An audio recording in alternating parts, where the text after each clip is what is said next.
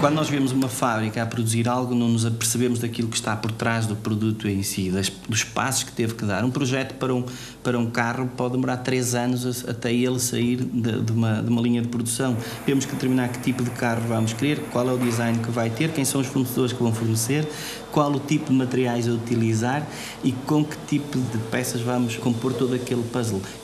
Tem milhares de pessoas a trabalhar para o desenvolvimento de um carro. Eu sempre tive uma adoração enorme por equipamentos, por máquinas que montassem, pela mecânica em si.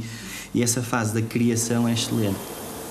Desde miúdo que sinto um gosto por construir, desde os primeiros brinquedos que ia montando, desmontando, estragando.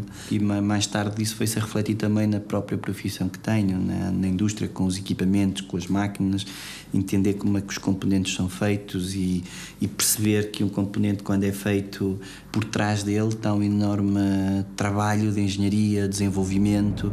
Eu adoro o que faço, mas muitas vezes tenho dificuldade a explicar o que faço. O Carlos é um empreendedor, é um empreendedor nato, portanto é um homem de conquistas. Ainda hoje é uma pessoa que entra na empresa, toda a gente, principalmente os mais jovens do que ele, tem uma admiração particular pela sua maneira, pela sua forma de comunicação. Ele é uma pessoa de formação de engenharia. O Palhares eu conheço desde 92, em que nos cruzámos na mesma empresa, uma empresa que eu já trabalhava, que era a Calonel Portuguesa. Sampaio era o responsável da produção, a fábrica estava a arrancar, é uma multinacional francesa que se acabava de instalar em Viana do Castelo. Por estranho que pareça, nessa altura, aliás, eu não gostava dele, e ele sobretudo. Como ele era responsável da produção, responsável de qualidade. Tornámos-nos amigos quando ele deixou de exercer a função de controlador de qualidade. Ia falar logo com o chefe dele a dizer que eu que rejeitei determinadas peças e que aquelas peças não tinham nada aqui para trás e que eu que estava a complicar.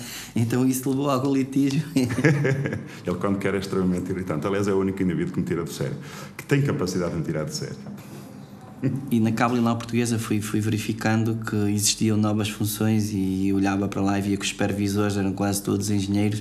Isso motivou-me a voltar às salas de aula e ajudou-me inclusive a acabar o 12º à noite e conciliar com o trabalho, que não foi fácil. Portanto, ele estava numa fase em que queria não só ganhar dinheiro nas férias, mas também sobretudo aprender e começar a tirar alguma análise do que era o mundo do trabalho. No entanto, depois de lá trabalhar, de verificar as diversas profissões que havia, porque já era uma fábrica grande, motivou-me ainda muito mais para voltar a estudar e para tirar um curso, porque eu olhava para os meus chefes e para os engenheiros que andavam na empresa e é isto que eu quero fazer. Quero desenvolver, quero desfiar equipas. A empresa tem 3 níveis de recursos humanos. O nível 1, que são as pessoas com menos formação académica e que efetivamente são as pessoas, enfim, que têm mais sacrifício físico. Depois temos o chamado nível 2, das pessoas que têm ou formação técnica ou ensino secundário superior, ou uns bacharelados ou alguns licenciados, era proporcionado uma melhor atividade dentro da empresa. Normalmente são o suporte técnico, são as pessoas ligadas ao CAD, e depois temos o nível 3, que efetivamente são as pessoas de formação académica específica, portanto melhor nível académico, licenciados, doutorados, mestrados, como também podem ser pelo seu currículo profissional que fizeram ao longo da empresa. Portanto, é o chamado reconhecimento profissional. Eu costumo dizer que fiz 2 cursos no ISEP. Fiz o curso superior, um curso de engenharia, e depois o outro foi o facto de eu ter pertencido à Associação de Estudantes. Às vezes utiliza-se a Associação de Estudantes, em universidades, etc., mais uma razão para a balda. Ele utilizou, de facto, para alguma balda, não vamos pôr isso de lado, porque no fim de contas era estudante. Não é? A malta era conhecida, as miúdas gostavam, bebíamos uns canecos, organizávamos uns saraus, foi aí que conheci também o meu grande amigo Alcino e outros amigos que eu tenho. Mas sempre muito compensador. Era compensador porque também fazíamos coisas importantes. Essa foi a minha primeira atividade, digamos, como gestor em si, porque acabava por gerir atividades, gerir pessoas, defender interesses, uma atividade com bastante teor político no meio que eu tinha, e até pressões políticas que existiam na altura, porque nós representávamos na altura 3.600 estudantes do ensino superior. E é bom dizer que nós, enquanto estudantes, passávamos 80% do tempo na Associação de Estudantes. Corri o país de les a les em reuniões estudantis, em reuniões com políticos da altura. E de facto ele inovou digamos, todas as questões ligadas à Associação de Estudantes, ou seja, deu um fôlego que ela não tinha. Ele liderava sem ser líder, ou seja, inclusive ele nunca foi presidente da Associação de Estudantes, não é?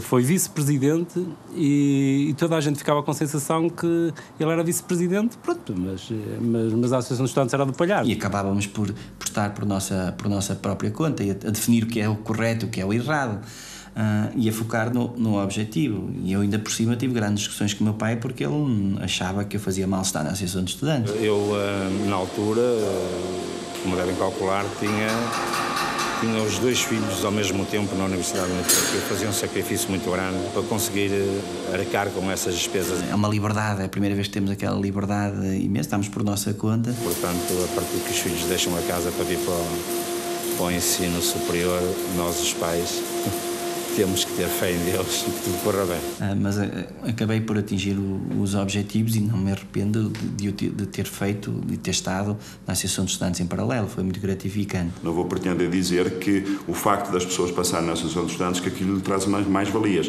mas no caso do Palhares trouxe. E acabei por tomar o gosto pela liderança, pela gestão de pessoas, pela gestão de valores em si. Só que é preciso desenvolver. Estás a perceber?